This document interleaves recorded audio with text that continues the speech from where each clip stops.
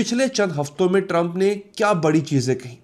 उसने दावा किया कि इस डील में होगा यह कि Iran will transfer all uranium two US. Iran अपना पूरा यूरेनियम अमेरिका के हवाले कर देगा, ये इसकी डिमांड थी।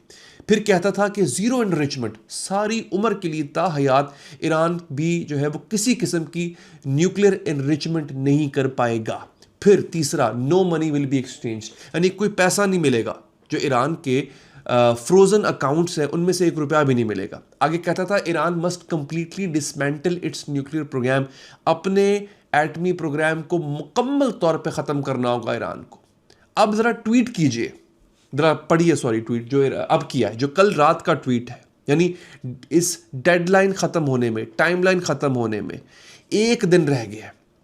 1 रात पहले इसने ट्वीट किया है, और वो भी तब जब ईरान वाले आने से इनकार कर रहे हैं पाकिस्तान, और अमेरिका वाले तकरीबन चल पड़े हैं पाकिस्तान के लिए। ठीक है, अब इस ट्वीट में क्या नहीं है? यूरेनियम ट्रांसफर का जिक्र नहीं है, जीरो एनरिचमेंट का जिक्र नहीं है, नो मनी एक्सचेंज नहीं है, कंप्लीट डिसमेंटलमेंट नहीं है।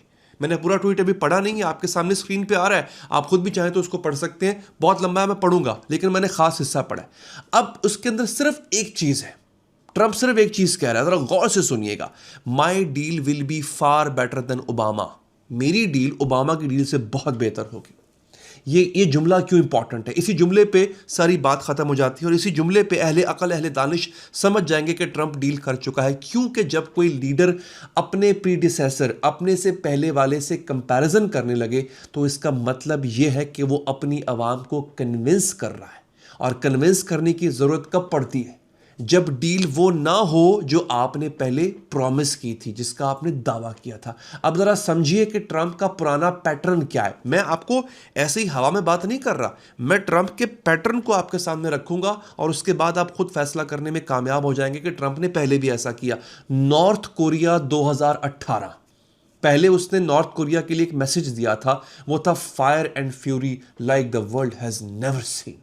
ऐसा जंग को जदल करूंगा, ऐसी आग बरसाऊंगा नॉर्थ कोरिया पे, दुनिया ने आज तक नहीं देखी होगी।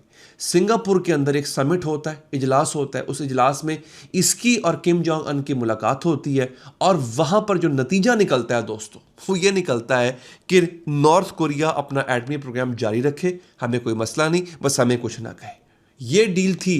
आप जाके गूगल कर सकते हैं, विकिपीडिया में पढ़ सकते हैं। और ट्रंप ने ट्वीट क्या किया वापस आके? हिस्टोरिक डील, ग्रेट सक्सेस, ये ट्रंप के अल्फाज थे।